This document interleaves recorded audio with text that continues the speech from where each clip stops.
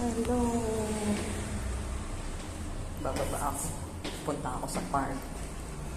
Kasi gusto ko mag-exercise. Okay. Musta po kayo? Like and share lang po. Gayahin ko yung pamangkin ko. Lagi niya sinasabi. Like and share lang po. Subscribe po. Maya-maya, ulit na naman siya. Kumusta po kayo? Heart lang po. Galing sa puso ko. Yan na. Nakakatuwa. Paulit-ulit. Laging ganun. Ay.